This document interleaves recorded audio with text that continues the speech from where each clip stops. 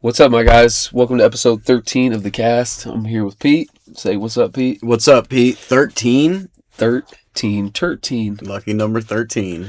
Pete is back from SEG Atlanta, where he conquered I conquered Hotlanta. Atlanta. How'd you do, buddy? Tell us. Let's see. 4-4 drop. 4-4 drop. Get in the car and go home. You got in the car, decided not to play Sunday, and just was like defeated, tail between my legs, run home. Yeah, so what, you left work at 4 on Friday? Left work at 4 on Friday, drove up there. Got in at like midnight. Almost got a speeding ticket. Yeah, got a nice little warning on the way home from this nice police officer in Georgia. Yeah, that was fun. But I had fun. Always fun playing competitive Magic. But yeah, saw some of the boys. Yeah. Saw Vinny, Bradley, Damien. But yeah, what did I do? 2 of my matches. If I had one more turn, I win. That's just Magic. So yeah. Could've. And what were you playing? I was playing Is It Looting. Okay. Deck is fun. It did. I mean, it did pretty good, as we'll talk about in the data. Yeah. So. Yeah, I like the deck. I would, if I had to do it over again, I would pick that deck again. Okay. Yeah, it was fun. I just, as I do, don't mulligan when I need to. Keep questionable hands. Yeah. And get punished. Mulliganing is, again, probably one of the most important skills. Yeah, I could probably do with some coaching. I don't know. Yeah. But it was fun. It was fun. So for today's episode, we're going to discuss the standard metagame from the last week. Obviously, we've got 2 spotlight series and a number of other events to talk about. Plenty of data to look at. And then we're also going to talk about like our top 10 picks from Lorwyn, which is pre-releasing on Friday. Or is it even a pre-release anymore? It's just releasing, right? No, it's pre-release. But you can buy it immediately, right? Yes, from WPN stores. But then is it legal? When does it become legal in standard? Sometime next week? In standard? No, Friday. Oh, okay. At pre-release. So there you go. Yeah. So it's like a release, basically. Yeah, it's their way of being like, hey, we love LGSs. You can only get it here, but really we hate LGSs. Buy it from my Amazon. That's what WotC says. Yikes, dude. Wait, what? We'll edit that out. I don't think we have those editing skills yet. Still working on it. So, all right. So, over the course of the last week, there were we looked at about 11 events. So 2 spotlight series, 4 challenges, 1 MTGO showcase event. There were 2 RCQs at the spotlight series, 2 RCQs that had more than 64 players that we looked at. And then there were 2 Sunday qualifier events, one in Atlanta and one in Lyon, that we looked at as well, for a total of 2,416 players over the course of the last week. So a lot of good data. Without further ado, we'll just jump right into it.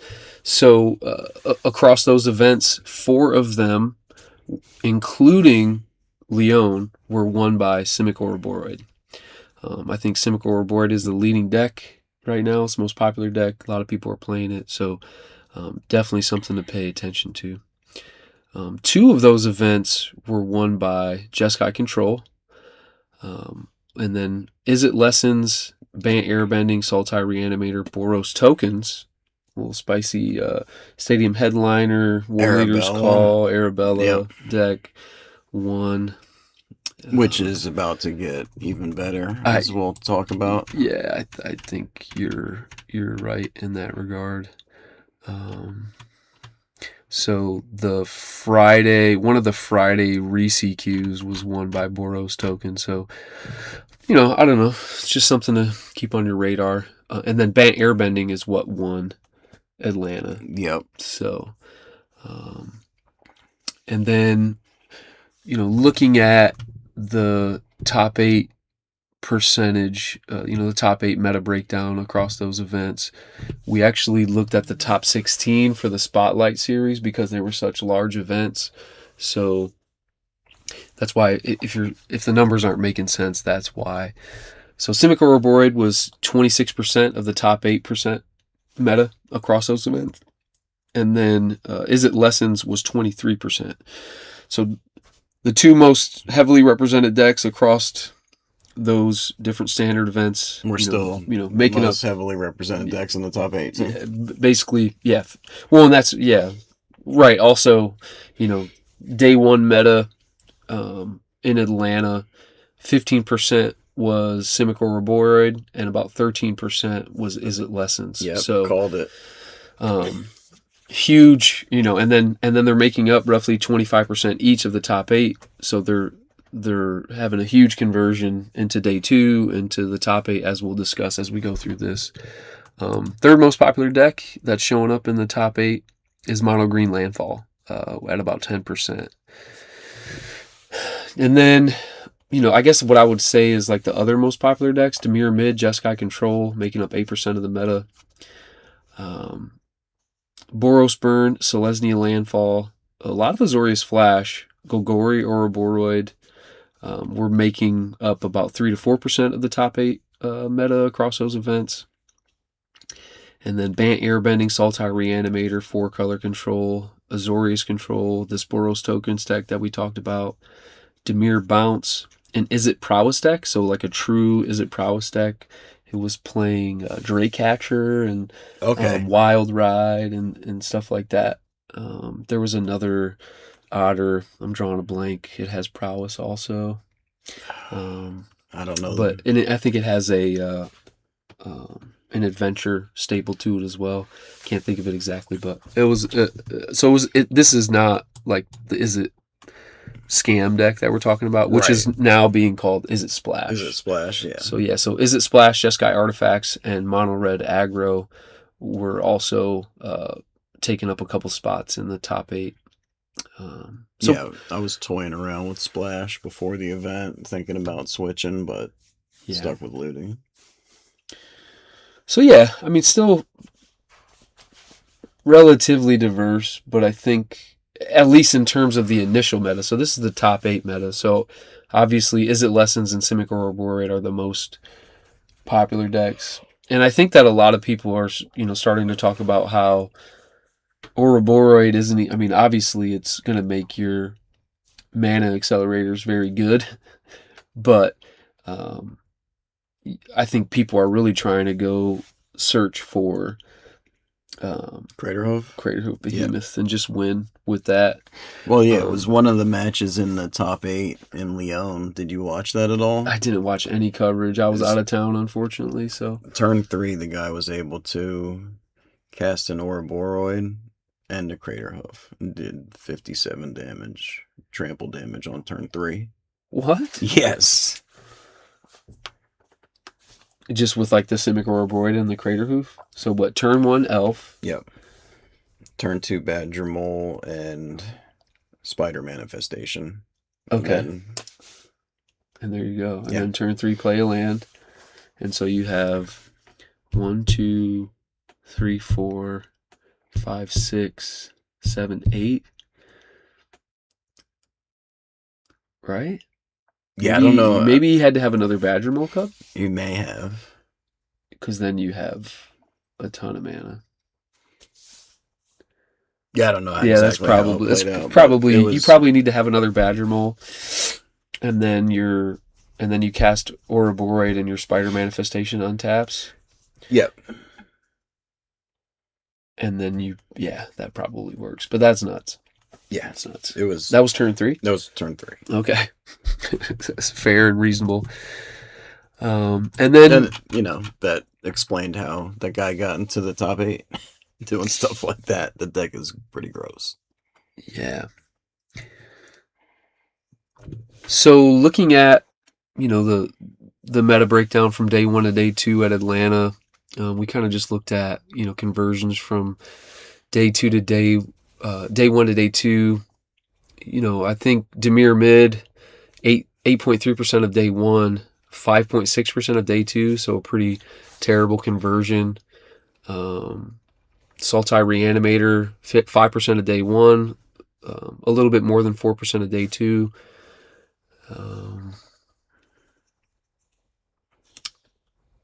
Most decks were positive from day 1 to day 2. other than the other category, right? Right. 28% of day 1, 12% day 2. So those other decks had a pretty poor performance. Any data here kind of jumping out at you? Is it Um, looting? You played Is it looting? 3.2% day 1, 5.6% day 2. So yeah. basically a 75% increase in meta share from day 1 to day 2. Yeah, there was watching a couple guys at the top tables on looting. They were doing pretty well. Yeah. Yeah. So almost a third of the top 32 were made up of, Simic Ouroboros decks. Yeah. Right. So big chunk there. 5 Is It Lessons deck made up the top 32. We kind of talked about how Landfall was making up a bulk of the, between Selesnya and Mono Green, Landfall were making up like the larger chunks. So although Selesnya Landfall had a great conversion from day 1 to day 2, had the best conversion of the, um, of those decks with like a decent representation in day 1. Mono Green Landfall actually had a negative conversion though, but then it made up a huge chunk of the top 32. So it actually had the best conversion from day 2 into the top 32. So for something that was only 4% of day 1, it made up 16% of the top 32. So I thought that was pretty interesting. Yeah. Yeah. I lost to it. It was one of my losses. Yeah, it's pretty good. I think like Airbender, or not Airbender's Ascension, Earthbender's Ascension. It's insane. Yeah. It's very good. So it's 3 mana. You get a 2/2 and you get a land out of your deck. Yeah. So that's basically 2 points of card advantage for 3 mana, and then it has this static ability that's just gonna run away later in the game. So I think it's still a very good deck. Like 2 turns later, it's got 4 counters on it, and Yeah. you're given counters and trample. Yeah, and that's if you don't have a Ice Steel Explorer. Explorer. Yeah. Because you almost immediately turn it on with Ice Steel Explorer. Yeah, immediately. And then they're playing Bristly Bill and Lostborn Hydra, and I'm just like, yep, you got it. Right. So, I don't know. Again, if you want to take a closer look at our data, we'll be posting it in the show notes. It's a standard link to our Dropbox where you can take a look at that. And we'll also be posting this on our social media as well. So take a look. Be sure to let us know if you have any questions about it. But now we're going to discuss Lorwyn. Eclipsed. I don't know. They're having these like subtle space themes now. I don't know. I guess the moon has been a regular point of lore in Magic sets. Like werewolves and all that kind of stuff. Yeah. Tameo was trapping Emrakul in the moon. Yeah. So there's always moons. Eclipses maybe not just from this new space set that they're not hinting at going back to space. Yeah, dude. Until November, or is it October when we Star Trek. Oh yeah, I forgot. Yeah, all right, fair enough. So, we have some cards that we wanted to be good, or at least I did. Maybe Pete didn't really care, but one of my favorite decks in recent history was Elementals in Modern, and they printed these Evoke Elemental cards, these incarnations. It's kind of like a play on grief and endurance and solitude and fury and subtlety. You have emptiness, deceit, vibrance, catharsis, and wistfulness, which are kind of all combination of these various color pairs. And it's, they cost on the order of like 5 to 6 mana, and they have decent bodies. And then they have various ETBs depending upon if you play, 2 mana of the particular color. But then they also have an evoke cost that are hybrid mana. And you can return something from your graveyard, put 3 -1 counters on something, bounce something, thought seize somebody. There's all these different abilities that are pretty good, but unfortunately they've quote unquote fixed the mechanic, because if you ephemerate the creature, it actually doesn't get the ETB, because it specifically has a stipulation that you have to spend the mana.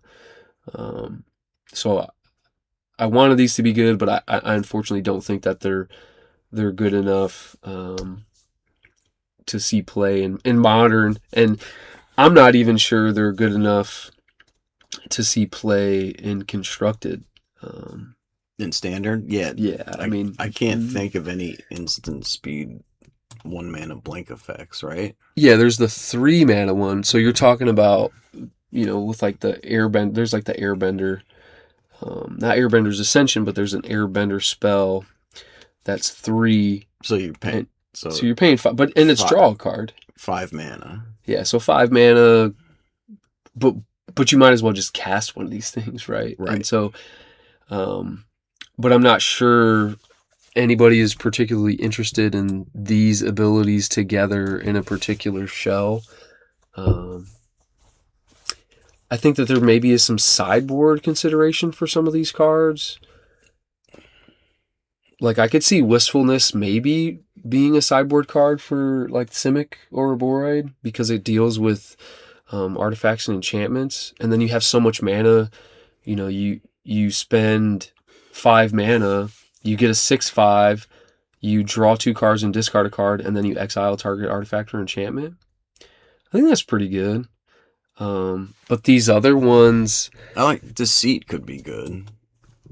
Bounce a permanent, then make them discard it, but you're paying 6 for that. Yeah. I mean, and I don't know, early like a 2 mana Thoughtseize could be okay. Or in a pinch, like 2 blue bounce something could be okay. I agree. I think Deceit is maybe the next best one.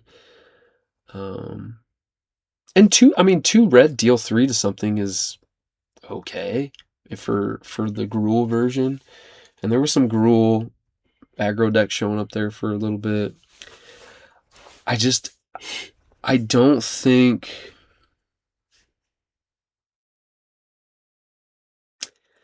I don't know, maybe Catharsis. We've been talking about this Boros Tokens deck, and we're going to talk about how, some of these cards potentially power up that archetype. So the abilities is 2 white, make 2 1/1 tokens, or 2 red, creatures you control get +1/+1 and gain haste until end of turn. So for 6 mana, this thing is essentially a 4/5 with haste, and you make 2/2 hasty creatures. So you're putting 8 power? 8 hasty power onto the battlefield for 6 mana. So maybe, and pumping the rest of your team. And pumping whatever else you have laying around. So it could be fine. Yeah. But it costs 6. Like, yeah, I don't think I want... I don't know, maybe it is good enough, because like 2 mana, sorcery speed, raise the alarm, or like 2 mana, I just need to pump my team and kill you. Could be okay. Could be good enough. So... Yeah, because I don't know if you're playing red-white tokens if you ever want 6 lands in play anyway. No. You won't be done before then, right? Yeah. So I'm not sure. I'm not sure. I think they're not broken. I think they're balanced. I think they have some potential. Yeah. I think Deceit will be the best of the bunch, though. Oh, you think Deceit will be? Yeah. I definitely think that Wistfulness immediately has playability in Simic Ouroboros for a sideboard card. Just like right out the gate. It's good enough. Yeah, 5 mana, destroy your monument and your talent. Well, it's or it's destroy one or the other. So so for 2 mana, destroy something, it's good, right? Okay. Yeah, it's not both. It's one or the other. So I can't pay 4 green and do it twice? Yeah. And then I think I would have guessed Catharsis. Well, that card's doo-doo then. It's doo-doo? Yeah, it can't pay 4 green and do Oh, that ability yeah, twice. no, No. that would be Yep. correct. Yep, garbage. It's garbage. It's garbage card. We see, but green doesn't have like a requisition raid. It doesn't have like a wear tear effect. So I think that this is fine. But All right, moving on. moving on. Moving on. Another honorable mentions. Obviously, getting a whole bunch of shock lands. Yeah, finally, Izzet will be good. We get Steam Vents. Yeah. Oh, is it would be good now? Yeah, finally. Right. I think there's not really any Rakdos decks that have been dying for Blood Crypt. I mean, we've seen a couple pop up here and there. But, I mean, obviously Celestia Landfall has been a deck, even though that's a very, very light splash. There have been some other green-white decks, but there's been like this Golgari Ouroboros deck running around. They'll love that. And then obviously, like... Jeskai Control Jeskai gets better. Control gets a lot better. Azorius Control gets better.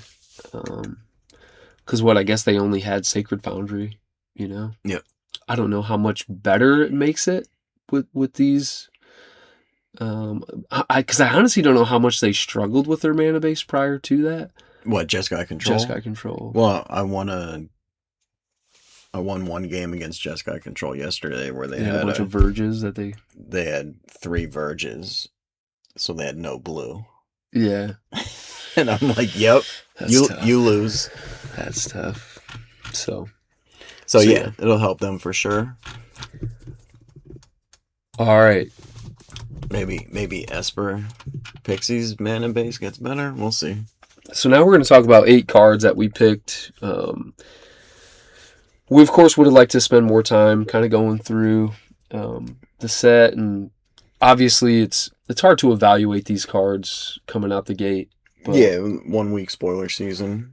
Right. Because of the holidays and everything. Everything's kind of tough. And then was a short turnaround. Yeah, and then we'll have another short turnaround because we'll have 7 weeks before the next set comes out. Yeah.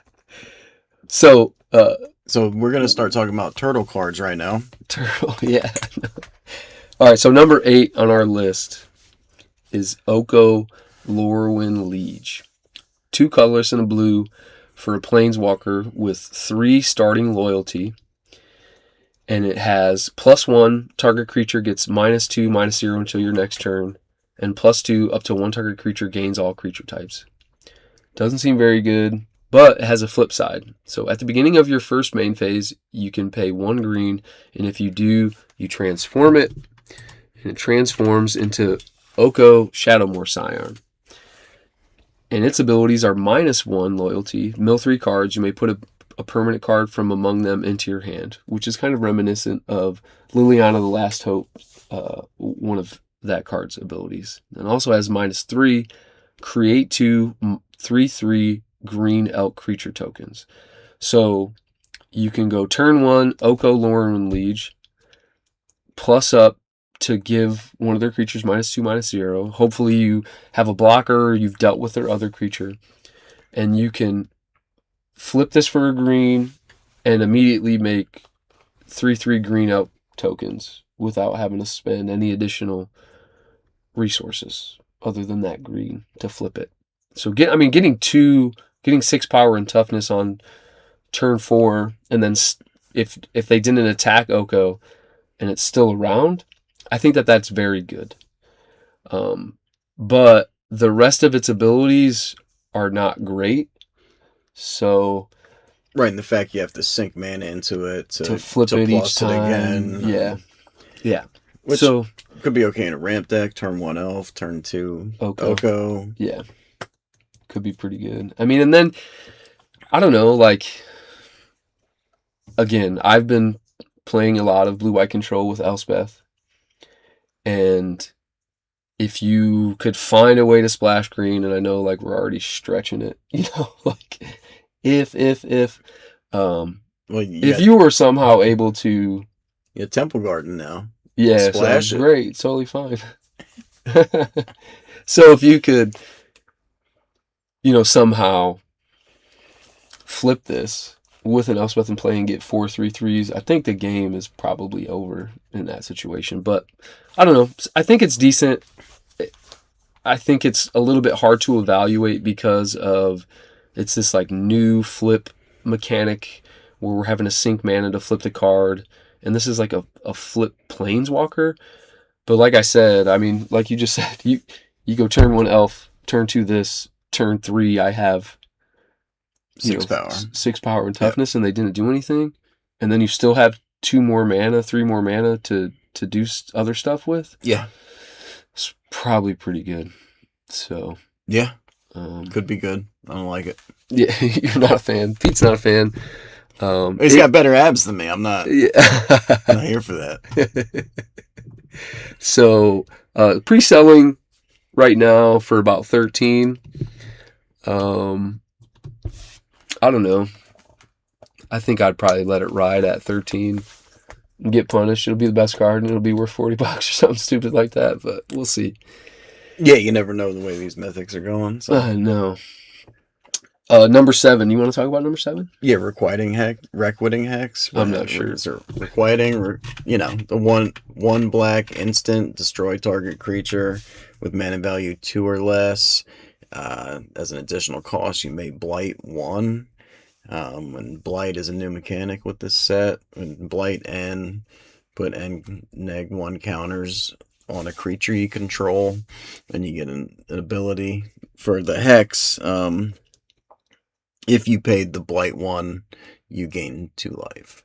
It's also an instant. It's an instant. Yeah. So I'm immediately slotting this into any Dimir Bounce Esper decks I'm playing. Yeah. And I like to pair it with our new friends, the fairies. Yeah. Yeah. That come in with neg counters on them and have all these abilities to remove a counter spell, make a creature, give a creature curiosity, right? Yeah. And then you just put another counter on it with this and do it all over again. So it could be good. Even without that, it kills most things in standard. If the meta doesn't change too much, instant hit. Yeah. I'm jamming it. It's definitely not as good as Fatal Push, right? No. Because it can never get something with up to 4 mana. But I think it's probably slightly better than Cut Down. Or it's at least as good as Cut Down, right?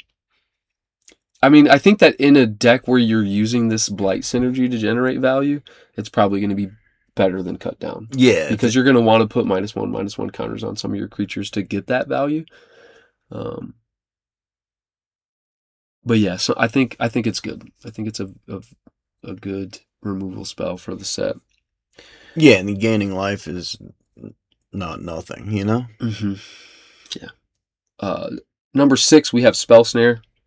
Been a staple in Eternal formats for some time. Now it's going to see play, in Pioneer if we ever get that set back. And what's that? Pioneer. No, I'm kidding. But yeah, no, Spell Snare, immediate staple. Card's powerful. Yeah. Well, so let's talk about what it counters in Simic Ouroboros. Leyline, Badger Mole, Spider Sense, Leyline Weaver, or Spider Manifestation. Badger Mole. It's like Leyline Weaver. What's that? Yeah, sorry. It's arena zoomer over here. I don't even know what cards he's talking about. Spider Sense. In Lessons, it counters Combustion Technique, Artist Talent, Accumulate Wisdom, Iroh's Demonstration.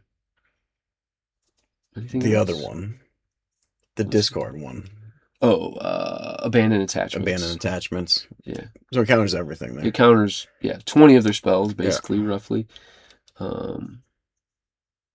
What else are we thinking about from... other Izzet decks, it counters Fear of Missing Out. Yeah, FOMO, for sure. Duelist of the Mind. Was it counters Flood Pit's Drowner, counters all the 2-mana removal, any other 2-mana counters. It counters nowhere to run, no more lies. Yeah, so I mean it has kind of similar applications that, you know, Spell Snare in the past did. It's probably never a 4 of, probably never a 3 of, No. probably like a 1 main, 1 side, potentially 2 main type of card, right? Yeah, I'm immediately slotting at least 1, 2 in the main. Yeah. I mean, in against Jeskai control, it counters No More Lies, it counters Get Lost, it counters Lightning Helix, Yep. counters Consult the Star Charts. Yeah, counters. Some are playing High Noon. Yeah. So good number of cards that it's gonna hit. Number 5, I have Glenn Alendra's Answer, which is 2 and 2 blue instant. It's a mythic. Can't be countered. Can't be countered. And it's counter all spells and abilities your opponent controls, right? Yeah, counter all spells your opponent controls. Your opponent's control. So it's a commander card. And all abilities your opponents control. And then create a 1/1 blue and black fairy creature token with flying for each spell and ability counter this way. So it's storm, cast triggers. It's kind of like a, what is the card that has replicate that was seeing a bunch of play in Modern? Consign to Memory. Consign to Memory, yeah. So it's, I mean, obviously this costs 4, but it's a little bit more flexible than Consign to Memory. So, and then you get like if they cast like Ugin, you counter it, and then you get 2 1/1s. Yeah. Right. For example, I think this card's very good. I don't know. A 4-mana counter spell is pretty pricey for even standard, but I think it's the fact that you're gonna get a creature out of whatever it is that you do is pretty good. Yeah, I like this card. I didn't even think of it outside of Storm Hate. Yeah. But yeah, with all the cast triggers and drawn. Yeah, it's pretty good. So, do you want to talk about number 4? No, I hate number 4. You do? No. Yeah, number this 4 is like what you want to be doing. It sounds like. Yeah, number 4 we have Lockmare, 1 in the blue. Creature Horse Serpent. It's a 4/5. It enters with 3 -1/-1 counters on it. Pay 1 in a blue, remove a counter from this creature, draw a card. Pay 2 in a blue, remove 2 counters from this creature, tap target creature, put a stun counter on it.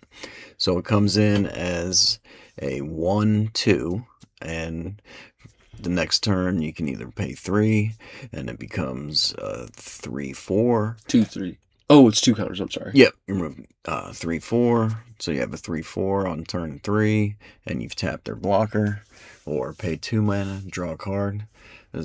Like Joe was saying, this card has a lot of text on it, and mythics with a lot of text are usually pretty good. Yeah, I think it has some potential, but the more I think about it, it is pretty mana intensive. Like, would you and play it has like a slow burn in Dimir?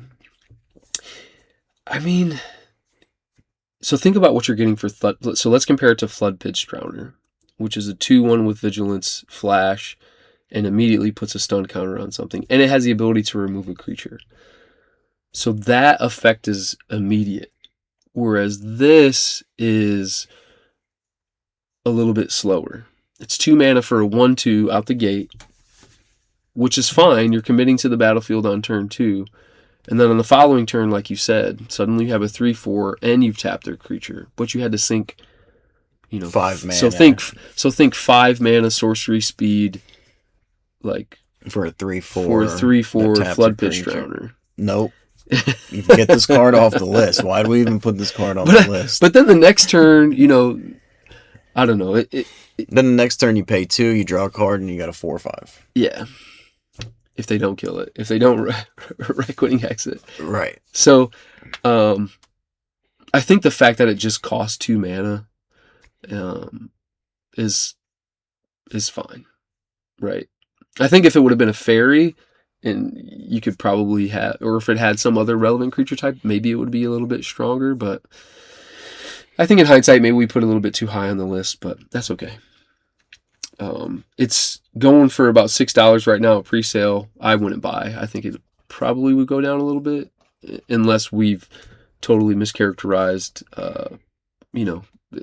its playability here. But number 3, it's turn 2, then turn 3 you draw a card, turn 4 you draw 2 more cards, and you got a 4/5. Yeah, can't be bad. Yeah, I mean, if you're not doing anything else, because turn 2 you play this, turn 3 you can tragic trajectory, draw a card, and then hold up, because you can hold up the mana too. Yep. You don't have to. Maybe you're playing this in a more interactive deck, like an Azorius Flash. Yeah, so you're doing deck. all this on your opponent's end step. Yeah, right. You're playing like these Azorius Flash decks that we've seen popping up with like Aang. You can reset this with Aang. You airbend it out. I think it has some potential. All right, back on the list. You got Pete's got. Are you serious right now, bro? Pete's got a soundboard he's trying to test out for today. So if you hear just like random stuff, it's me testing out the soundboard. So the number 3 on our list is Kinscare Sentry. It's 1 and 1 white for a 2/2 Kithkin that whenever it attacks, and it has first strike and lifelink. That's relevant. So it's a 2/2 first strike lifelink for 2 mana. So already it's a grizzly bear with first strike and lifelink, which I think is very good for 2 mana. Yeah. And then it has whenever this creature attacks, you may put a creature card with mana value X or less from your hand onto the battlefield tapped and attacking, where X is the number of attacking creatures you control. So if you get to untap with this and turn it sideways, even if you put a 1 mana card onto the battlefield tapped and attacking, you're essentially, not only are you getting some mana out of this card, yep, but you're giving another creature you control haste. Yeah, so this is the card we were talking about when we were talking about like Boros tokens earlier. Yeah. Right? Because you're playing Stadium Headliner, Voice of Victory, all these mobilized creatures. Yeah. And just putting tons of power on the board. Right. So like think about like even if you go turn 1 Stadium Headliner. Yep. And then turn 2 this. You doesn't have haste, but next turn you're going to be able to attack. And then maybe the following turn, I don't know, it doesn't matter. You just attack with Stadium Headliner in this, you're going to put Arabella onto the battlefield and they're going to take 4 and you're going to gain 4 life. If they don't do anything else. Or drop a Voice of Victory on the battlefield with it. And then you get 3 more. And then you're protected. And then maybe you seam rip one of their blockers. I mean, it's... a lot of potential. I think it can be very good. So it's pre-selling for $6. So I think it's... Buy it. Probably... Yeah, I would say buy. Safe to buy. I would say buy. And then you have number 2. Oh. Number 2 on the list. Number 2 on the list is a Johnny Outland Chaperone for 1 and 2 white. He's got starting loyalty of 3. +1, create a 1/1 green and white Kithkin creature token. -2, a Johnny deals 4 damage to target tapped creature. -8, look at the top X cards of your library, where X is your life total. You may put any number of non-land permanent cards with mana value 3 or less from among them onto the battlefield, then shuffle. 3 mana. Immediately protects itself with a blocker, or you just kill their threat. This card is great, I think. Yeah. 3 mana Planeswalker. Yeah. Protects itself. Let's go. And the -8. if you ever get there, is pretty gross also, Right. right? Like, what, you think this in mono white tokens? Yeah, I mean, I think it could be good in mono white tokens. I'm not sure it's going to make mono white tokens good enough, but I think putting this in a control deck is fine. I think putting this into a kind of like green white, maybe like green white cage, or I don't know, something like that. I think it could be very good. Something maybe in a Boros deck, right? Yeah, Because put it in Boros. if you ever get to do the -8, that's Putting everything into play, everything in your deck pretty much. is 3 or less. You just dump it all. Yeah. I think that the And- first two abilities on this are just good enough. Yeah, the 3 mana planeswalker that protects itself usually ends up being pretty good. Right. Yeah. I mean, so what doesn't this kill? It doesn't kill an Ouroboros because by the time they go to attack with it, it will be bigger than 4 toughness. No. Yeah, because it comes into play, it As doesn't if- attack, it's a 1/3, so it becomes a 1/4. So then the next turn when it attacks, Right. if it hasn't died already, it's going to be a Right, 4/6. so you have a window to kill it. But it has to be Oh, tapped. it has to be tapped. Yeah, so if for whatever reason... This card's doo-doo, man. So let's just say, they activate a Gene Pollinator with their Ouroboros. Okay, maybe. There's some situations where you can get it, but... This card's doo-doo. I think it kills most everything except for Kaido in blue-black, but again, blue-black's on the decline. Yeah. It's going to gum up the ground against Is It Lessons, but they don't really care. They're kind of just trying to do the monument thing against you, but again, it's a clock, a potential clock against them.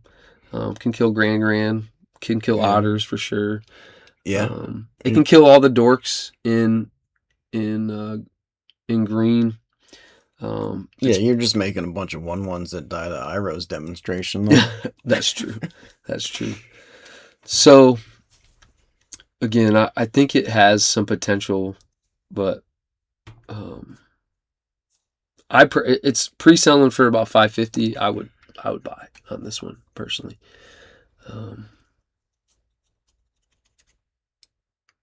Yeah. People are calling it the White Liliana. Are they? Yup. No, they're not. That's what I heard. Dude, stop it. That's what they're. What dream did you have that in? I was behind the Circle K last night. Somebody said, "Hey, you seen that new with Johnny? That's the White Liliana." Which Circle K? Yeah, In Orange we're Park. back there huffing paint. Yeah. Talking about magic cards. Yeah. I was at the right Circle K. That's all I know. I think it'll be playable. You have to find the right shell. Yeah. I don't know. And then our number 1 is Bitterbloom Bear. Flash, 1/1 flyer, 2 black, fairy rogue. At the beginning of your upkeep, you lose 1 life and create a 1/1 blue and black fairy creature token with flying. So it's Bitter Blossom, staple to a creature with a slightly more constrictive mana cost of double black. I personally think it, so on one hand, maybe it's a little bit easier to kill because your opponents are going to have more main deck answers to it. But the fact that it has flash, you're probably going to be able to sequence it that you always get that additional flyer, right? Yep. But then Iroh's demonstration just cleans Wipes this all up. that. Just Yeah. cleans it up. So, Yeah, we didn't even think of that when we were making the list. I don't know. I mean, Just dies to lessons. yeah. Well, I like the card. I like that we have it one. Immediately gonna try it in Demir. Yeah, I think it's pretty good in Demir, but I don't know. Yeah, end of your turn, flash this in, untap, bounce it back to my hand, put a Kaido in, hold it again till another end step. Yeah. pretty good. Yeah. Pretty good 2-mana flash. And I think that the fact that it has flash, like, just makes it very solid. So this is pre-selling for 20. Yeah, without flash, it wouldn't be a $20 card. Yeah, I think that it's probably a little high, but probably pretty good. And then there Meek Attack, Moon Shadow, Meek Attack and what's the card you were telling me about earlier? Famished World Sire. Yeah, right? Famished World Sire. You can sneak attack in that, or Meek Attack in that. Celestial Reunion, Greed Sun Zenith for tribes. Yeah. I think it's fine, but I mean, how much tribal is there really going on right now? I like Moon Shadow a lot. Yeah, Pete likes Moon Shadow. 1 mana menace, 7/7 gets 6 -1 counters whenever one or more permanent cards put in your graveyard from anywhere. Remove a -1 counter from this. So the fact that it's not only on your turn, not just once a turn, you can grow this pretty quick. Yeah, I think. I ultimately think overall this set is on the lower powered side. There's a couple of cards that are like interesting and but there's nothing that is like Badger Mole power level No. or even what? Oh, the card Oh, I'm most excited for is Ashling Rekindled. I didn't put it. Oh, Yeah, we didn't have it on there. It's there, but we didn't have it in the final list. But yeah, so legendary creature elemental sorcerer for 1 and a red. It's a 1/3. When this creature enters or transforms into Ashling, you may discard a card. If you do, draw a card, and then it has flip for a blue. And the backside is at the beginning of when it transforms or the beginning of your first main phase. Make 2 mana. Of any color, spend this mana only to cast spells with mana value 4 or greater. So I'm immediately slotting this into looting. Untap.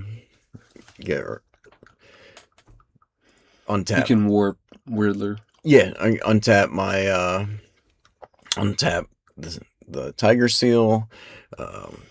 Cast full value Riddlers early. There's some. Yeah, you can do some gross stuff, and plus it's a 1/3. Doesn't die to anything in lessons unless they have a combustion technique with some lessons in the grave. So yeah, I like this card. I'm gonna play it. What do you think about this card? I think that in looting is where it would see most play. I think the fact that it's mana of any color makes it a little bit more interesting. But I think tying it to blue, I don't know, kind of hamstrings it in a way. I can't think of any Just looting. particular Yeah. cards, just looting. Yeah. I mean, you're really only casting Riddler. What other spells with cost 4 or greater? Oh, that's it. Yeah, that's it. Yeah. So, but I think the fact that, you can flip it and then flip it back and you get to loot again is maybe okay. I don't know, something to think about. Maybe you can start running some of the like Legend of Uruk or the what's the red one that you exile the top 4 or top 3? Roku. Yeah, Legend of Roku. Yeah. So there's some interesting applications. Maybe the deck changes a little bit by adding this card. Yeah, a little bigger for sure. Yeah. Yeah, I mean, because you can cast those on turn 3 because you pay 1 mana to flip this, play a land, and then use the 2 mana to cast it. But so yeah, that's it. I think for the week. I mean, we'll see how Lorwyn plays out. We'll see how wrong we are about all of our cards. Yeah. We'll find out soon because good luck everybody going to Portland. You have 1 week after pre-release to get it together. Get these cards in your deck. So yeah, so good luck there. So again, take a look at following us on Spotify, and we're going to look at getting the RSS feed hosted on Apple Podcasts as well. I think that We'll allow, people who don't want to download Spotify to search it up there. Yeah, we're also on YouTube. Yeah, so find us on YouTube, Blue Sky, Twitter, My Guys Magic Podcast. On all platforms. Yeah. My Guys Magic Podcast. Yeah. All right, my guys. See you next week. All right, my guys. See y'all.